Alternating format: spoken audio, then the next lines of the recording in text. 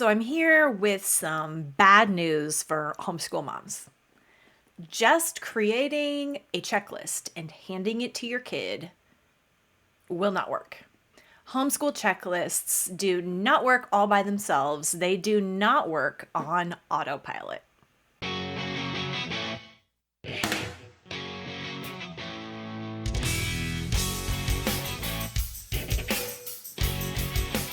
Hi, I'm Mystie Winckler, author of the book The Convivial Homeschool, Gospel Encouragement for Keeping Your Sanity While Living and Learning Alongside Your Kids. I've been homeschooling for more than 15 years now. I have 2 graduates, and I also love checklists. But in the last 15 years, I've learned a thing or two about checklists and what does and does not work. So let my mistakes help you be more effective and streamlined in your homeschool. I want to share 5 mistakes that are so easy to make with homeschool checklists and how we can avoid those mistakes. Grab a basket of laundry to fold and let's dig in. So the first mistake that I made with homeschool checklists back in the day as a 20-something homeschool mom with all little kids was actually making all of my checklists for the whole homeschool year at the beginning. I know, I was overambitious. Homeschooling was my pet project, and I wanted all the things laid out. I spent my summer planning and putting things in order and getting super excited about the next homeschool year, all the good books we would read, how this year was going to be even better. We'd fix all the mistakes of the last year and just totally nail it. Then we just, had a real homeschool year with its ups and downs. But inevitably, the homeschool year did not stay on schedule. I mean, there was a year or two there where we started the homeschool year, and then I found out before the year was over, we'd be having another baby. Like, you can't plan ahead of time for that. You can't make your schedules you can't make a checklist for the full school year ahead, all at the beginning, and then just truck on through. If you've homeschooled for a few years, you already know that, but let's just be upfront. Get that one mistake out of the way first. Now, the corollary to the mistake of not making all the checklists all at the beginning of the year in your summer as part of planning is to start from scratch with your checklist every single week, maybe even every single day. If you have to sit down and make a decision from scratch about all the things each child should do every day or every week, probably that's not going to happen. The whole point of having a checklist is that some decisions are already made. Now, like I talked about in an earlier video, this is where our annual checklist comes in. So we do make a checklist at the beginning of the school year. It's just not all the checklists that we're going to hand our children. But we do have a master checklist so we can keep track of what's next, keep track of whether or not we're on target, and know what to put on the checklist next. Now, even this school year, with more than 15 school years behind my belt, with only 3 students now and not 5, I still find myself scrambling on Monday morning making checklists. I can pull together everyone's checklists on Monday morning because I have that master checklist that I'm working from.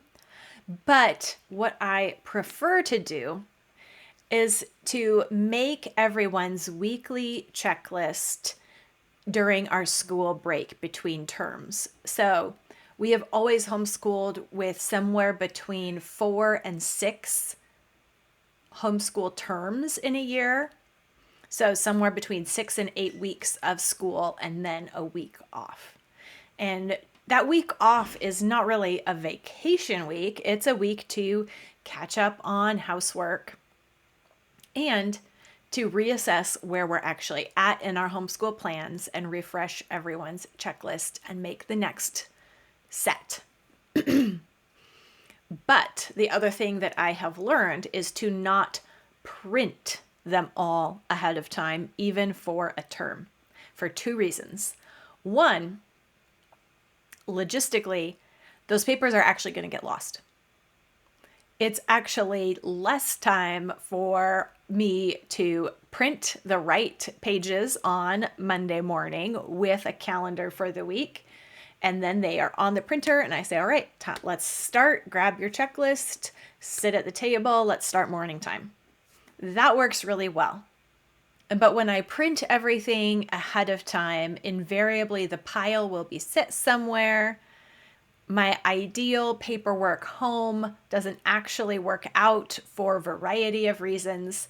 And then come Monday morning when everyone needs their checklist, I'm hunting around for the right piece of paper amongst a stack. Just keep it simple. Have them ready to go, but then print them on an as-needed basis. And sometimes as needed is midweek because I'm not the only one who loses homeschool checklists, but we're going to get to that in a future tip here on this video. The second reason why I prefer printing each checklist Monday morning instead of all ahead of time when I make them all during the break week, usually, is that we still might need to adjust.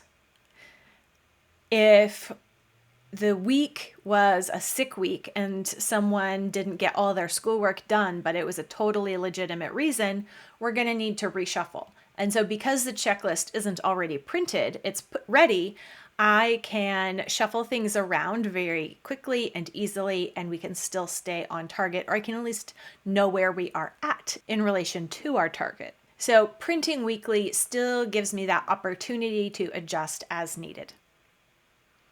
Okay, the third homeschool checklist mistake that is so easy to make is to use our own acronyms, shortcuts, codes, and jargon on the kids' checklist, and then wonder why they don't actually do the work that we thought we assigned them. What we say, what we mean when we put something on a list is clear to us. But we have to remember that the checklist that we're making for our kids is for them. So if they read it, will they understand exactly what you mean? And you're going to have to be more specific and more clear the more rules lawyery your child is. There have been times where one of the check boxes on our homeschool checklist have been like, I verify the above information is true. Everything had to be checked off, including like this checklist is true. I've had checklists where the bottom of the checklist specifies what narrate means. So if I say, read these pages, and then that's one checkbox. And then the next checkbox, because it's a different task, is narrate the above reading, not just any reading, like the above reading. When you have homeschooled the same grade 5 times, you kind of learn all the little tricks that your kids try to get away with, and you just prevent them ahead of time. You say, okay, do this reading. That's one thing. Next thing, right after that, narrate the reading. And sometimes I'll even just include the exact same pages that are right above it. That's what needs to be narrated. But then some people's checklists at the bottom get narrate equals and exactly what counts as a narration. They might have some options, but we're going to be very clear about what those options are. I don't want to be holding all the information in my head and assume that they are operating from the same information that I have up here. what's in their head is usually not what's in my head. This is why we're communicating on paper with words. So it might seem silly, but clarity simplifies. Clarity reduces conflict. Clarity makes it super easy and straightforward to enforce consequences, which is another thing that has sometimes been on our checklists. Like if this work is not done sometimes by a certain time, if you don't get your checklist verified, I have listed specific consequences that happen on the checklist. So they have it right in front of them. And it's like, this is very clear. It is not that you didn't know. You could not have forgotten because you had it written right here in front of your face. If you weren't looking at your checklist, that's a problem. It's not forgetting. That's a problem in and of itself that we have to deal with. That's just disobeying. It's just not doing your work, because your work is to use your checklist and work from it. This is part of homeschooling, Mom.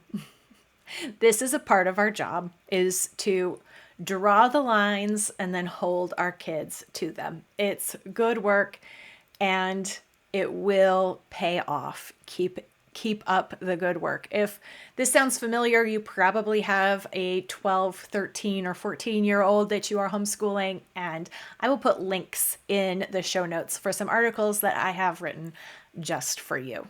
Okay, the fourth homeschool mistake that is so easy to make is letting the kids' homeschool checklists just roam free, loose, be anywhere, at the child's mercy. When the checklist just goes straight from the printer into the hot little hands of your student, who knows where it might end up? Between couch cushions, inside of a book that's then shoved on a bookshelf. There's no finding it if it's just a loose piece of paper wandering around. The checklist has to have a home. We have used binders, we have used clipboards, we have hung them up on the wall before, but our favorite is probably the clipboard, because then they have a writing surface. It stays clipped. It's more visible. It's harder to just tuck it somewhere, and it doesn't get mixed up with other things when it's on a clipboard. Math pages or other assignments can go with it on a clipboard. Then everyone had their color-coded clipboard. Their checklist was the top page on that clipboard, and the clipboards had a visible home that I could glance over and see. Is everyone's checklist is there? It's like, no, the blue one's missing. I know exactly who to talk to. And at that point in time, I also would put away your clipboard as an item that had to be done before they could say they were done with school. Anything important needs a place to belong. So give your kids checklists a home.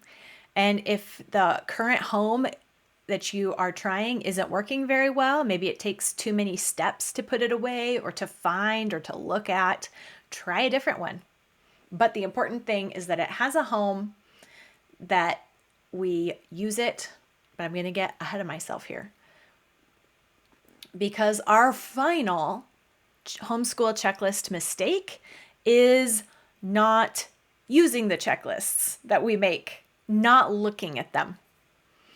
And this takes some actual time and training and discipleship with our kids to instruct them in how to use a checklist. The checklist doesn't do anything on its own. It just sits there.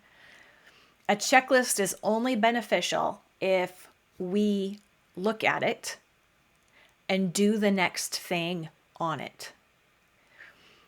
The checklist gives us information, but even just having the information isn't enough. That information needs to translate into action. It's our responsibility as the homeschool mom to teach our kids to have the responsibility to do the next thing on their checklist. And we have our children for over a decade because it actually takes about that long for them to learn this lesson. So just keep at it, keep repeating it. Don't give up. This is a huge part of teaching our children to be responsible, to learn executive functioning skills. Just telling them isn't adequate. We're walking alongside them, showing them the way, getting them back on track every time they wander off. And this is what it is to be a homeschool mom. But the other piece of that is that if we as the moms do not use our checklists, our homeschool checklists, and work from it and keep our kids on target with theirs, if we aren't directing our kids to the checklists and holding them accountable to the checklists that we have given them, if we forget to check in with their checklists and follow through and look at their work, then the work will not get done. Things will fall apart. Everything will unravel. And it's not the checklist's fault. And although it might be the children's fault, it's our responsibility as the homeschool mom. So we can take that responsibility back and look at the checklists, direct our children's attention to the checklists, and hold them accountable to do that work.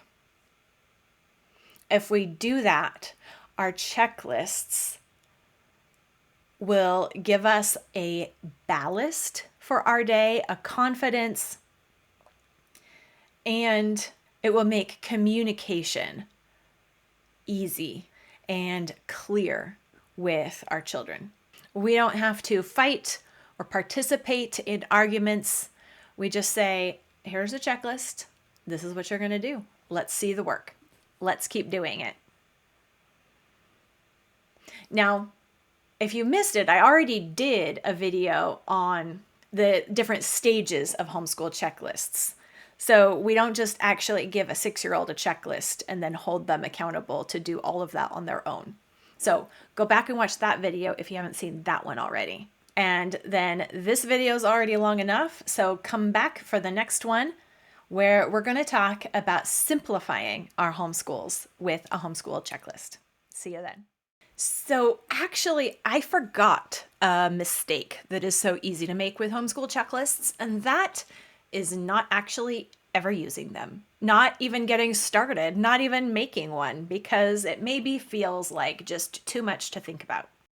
I've made so many homeschool checklists over the years, and the format doesn't matter, but it is helpful to have a format you like. So I've made 5 of my homeschool checklist templates available for you to download, edit, adjust, change, and use in your homeschool. You can find the link in the show notes, or you can go to simplyconvivial.com/checklists and find my template collection so you can be off to the races with your homeschool checklists. What we all want from our homeschool checklists is to have a simpler, easier homeschool, right? So that's what I'm going to talk about next time, all about simplifying our homeschools with checklists. Check that out right here.